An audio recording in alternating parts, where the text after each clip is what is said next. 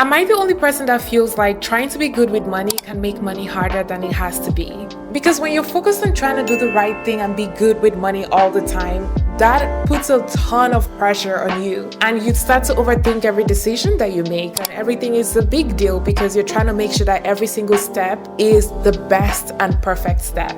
I'm so grateful that even when I feel this way, I just remember that I believe in God. And one thing that I know as a Christian is that even when I don't do all the perfect things, God will make my crooked path straight. And with that confidence, I try my best every day to make great decisions. But when things don't completely align, I try not to freak out. And in Canada especially, it's so easy to feel like there's a right way that you're supposed to do things. Like when you come online and you see people talking about RRSP, TFSA, RESP, and all these different accounts, and you've never heard of them before, you're just like, oh my gosh, what is happening? Or you see people sharing how much they're making in the same age bracket as you, but you haven't even reached half of that. And you're like, okay, I am definitely behind. And how is my future gonna look? How am I gonna be able to afford to retire? And all of these different goals that I have.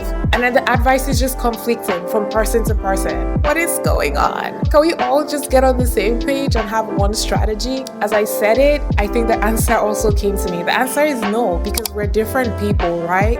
So then how do you and I figure out what works for us? Because not every single thing is gonna work. And for a very long time, I thought that being good with money was just running away from all sorts of risk. Any risk is bad. And just being super careful with my money. Don't invest it, put it in your bank account, be responsible, whatever that means. And honestly, I think that just made me feel very tense when it came to money. Like, I would still spend it. I would just feel like every time I spent it, I was being bad with money. Like, I wasn't able to meet these unrealistic expectations that I thought were the standard.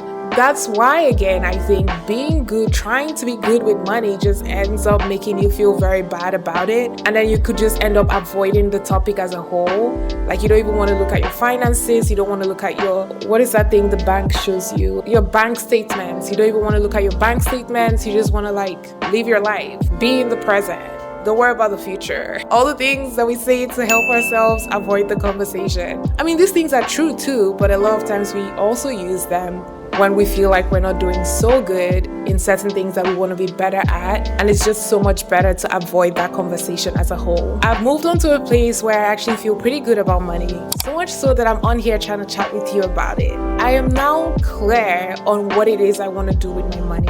Like, where do I want to put it? How do I want to save it, spend it, invest it, and why? Like, how do these things support the goals that I have? How do these things support the goals that we have as a family? You understand? So it's no longer about doing the right thing. It's more about doing what works for me. And that clarity has allowed me to feel less pressure and have more joy when it comes to my finances. Please don't think I'm perfect or I've achieved some kind of knowledge guru status, because that is so far from it. I think I barely know anything about finances. The more I know, the more I listen to videos, the more I read, the more I'm just like, oh wow, had no idea that existed, didn't know about that. I barely know a lot, and that's fine. It's also fine. I think it's fine, and I think that makes me a bit more calm, and that calmness and that peace, it matters because it means that I no longer react to situations. I come in planned for situations, even the emergencies. I kind of feel like I have a little something set out to the side, like an emergency fund if something happens. That just gives me more peace. It gives me more peace about finances as a whole, even in Canada. I also think that when you let go of trying to be good with money and that pressure that comes with it, because you're not trying to be good, you are just focused on making the decision that works for you. You end up making better decisions. And you're not forcing yourself to not spend anything. You're not forcing yourself to not be disciplined. If you have a clear goal of how much you're trying to save, you wouldn't want to self-sabotage yourself, right? And not be able to meet that goal. You're just responding to what makes sense for you. That's where your mind is. It's just, does this make sense for me? How does this help me? If it doesn't help me, what does it take away from me? Am I okay with that?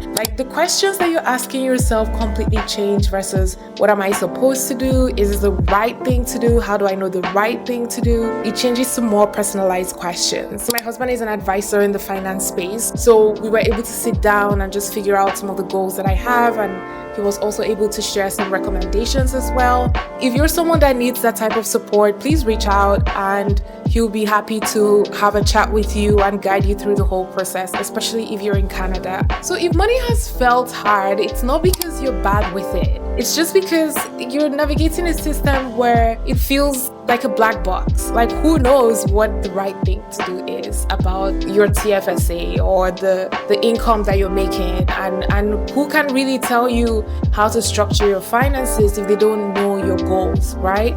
So you're hearing all these different advice, but it's not personalized to you. That might be creating some kind of conflict on the inside. So instead, I do recommend that you take the time to find clarity, and you don't have to do it by yourself. Like I said, I sat down with an advisor, so I do recommend that for anyone else. It's a great idea that worked for me, and if you think it's gonna work for you, I do recommend my husband because he's great. If you have any goals, it doesn't even have to be money related, but if you have any goals that feel big and scary and you don't mind sharing, I would love to know. I think for me, my goal would be to save 50% of my income, save or invest.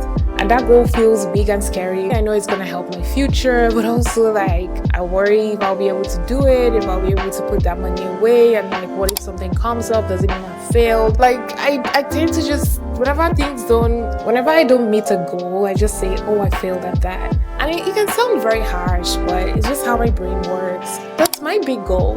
What is yours?